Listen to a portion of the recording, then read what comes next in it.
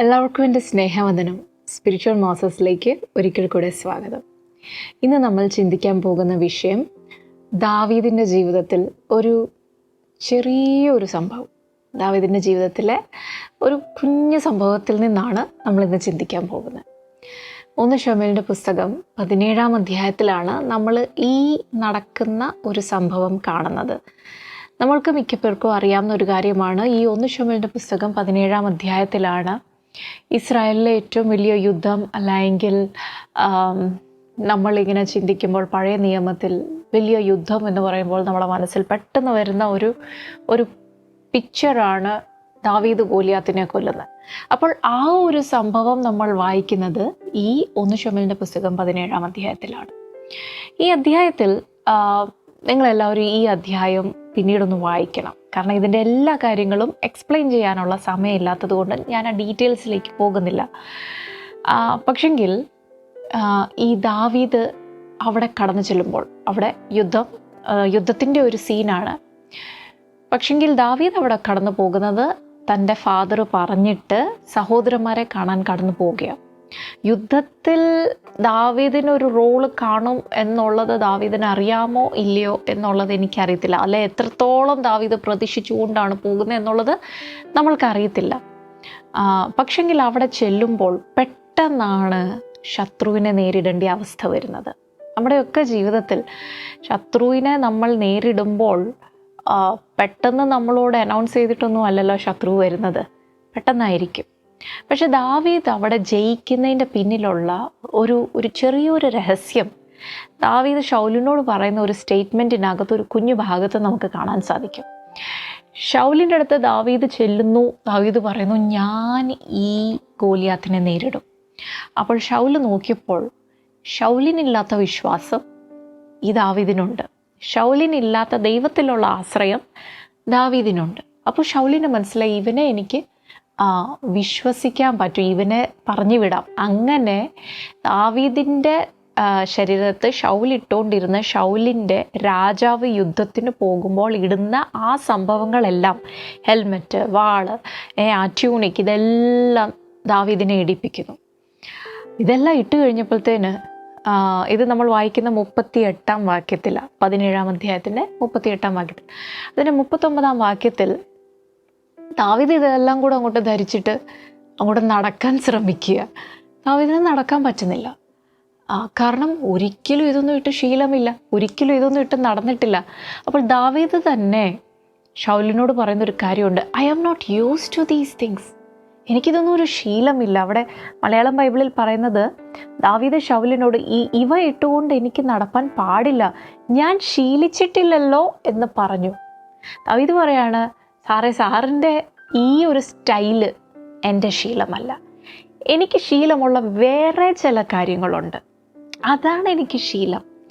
ദാവീദിന് എന്ത് ശീലമായിരുന്നു? എന്തായിരുന്നു ദാവീദിന് ശീലമായിട്ടുണ്ടായ, അല്ലെ ഹാബിച്വലായിട്ടുള്ള കാര്യങ്ങൾ എന്തായിരുന്നു?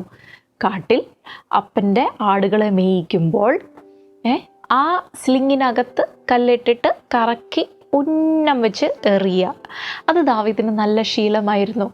അതുപോലെ തന്നെ കരടി വരുമ്പോൾ കരടിയെ കൊല്ലുക, സിംഹം വരുമ്പോൾ സിംഹത്തെ കൊല്ലുക, ഒരു ശത്രുവിനെ ഇങ്ങനെ നേരിട്ട് അതിനെ ജയിക്കുക എന്നുള്ളതും ദാവീദിനൊരു ശീലമായിരുന്നു. ജയിക്കാൻ വേണ്ടി ഉപയോഗിച്ചിരുന്ന ചില ആയുധങ്ങൾ ദാവീദിന് ശീലമായിരുന്നു.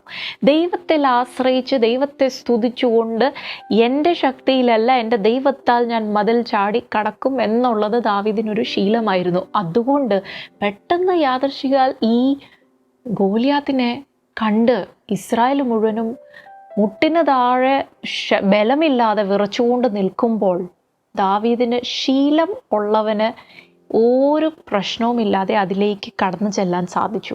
അതായിരുന്നു ദാവീദിൻ്റെ വിജയത്തിൻ്റെ പിന്നിലുള്ള കാരണം, അവൻ്റെ ചില ശീലങ്ങൾ, ചില സ്വഭാവങ്ങൾ. പ്രിയ ദൈവമക്കളെ, നമ്മളൊന്ന് ചിന്തിച്ചു വയ്ക്കുക, നമ്മളുടെ ശീലങ്ങൾ എന്തൊക്കെയാണ്? എന്താണ് നമ്മൾക്ക് ശീലമായിട്ടുള്ള കാര്യങ്ങൾ? നമ്മളുടെ വിളിക്കൊത്തവണ്ണം ഉള്ള ശീലങ്ങൾ നമ്മൾക്കുണ്ടോ? അതായത് ഒരു ഉദാഹരണം ഞാൻ പറയാം. ഞാനത് പറയുമ്പോൾ വിളിക്കൊത്ത ശീലം എന്ന് പറയുമ്പോൾ, ഫോർ എക്സാമ്പിൾ, ഇപ്പോൾ എന്നെ കേൾക്കുന്ന നിങ്ങളിൽ ആരെങ്കിലും ചിലപ്പോൾ വർഷിപ്പ് ലീഡ് ചെയ്യാനുള്ള ഒരു വിളി ഉണ്ടായിരിക്കാം നിങ്ങളുടെ മേളിൽ. ശീലങ്ങൾ എന്തൊക്കെയാണ് നമ്മളുടെ? സ്റ്റേജിൽ കയറുമ്പോൾ മാത്രമേ നമ്മൾ ആരാധിക്കാറുള്ളൂ, അതോ വീട്ടിൽ ദൈവത്തെ ആരാധിച്ച് നമ്മൾക്ക് ശീലമുണ്ടോ? കാരണം ദൈവവുമായിട്ട് അങ്ങനെ ഒരു കണക്റ്റ് ഉള്ള ഒരാൾക്ക് പബ്ലിക്കിൽ ആരാധിക്കാൻ ഒരു കുഴപ്പവുമില്ല. ഒരു ഉദാഹരണം പറഞ്ഞതേ ഉള്ളൂ. ഇതുപോലെ അനേകം ഉദാഹരണങ്ങൾ പ്രസംഗിക്കുന്നവർക്കായിട്ട് അല്ലെങ്കിൽ അങ്ങനെ നമ്മളുടെ ഈ പബ്ലിക് മിനിസ്ട്രി ഒന്നും ചെയ്യാത്തവരാണെങ്കിലും ഒരു ക്രിസ്തീയ ജീവിതത്തിൽ നമ്മളുടെ പേഴ്സണലി നമ്മൾ ഡെവലപ്പ് ചെയ്യേണ്ട അനേക ശീലങ്ങളുണ്ട്.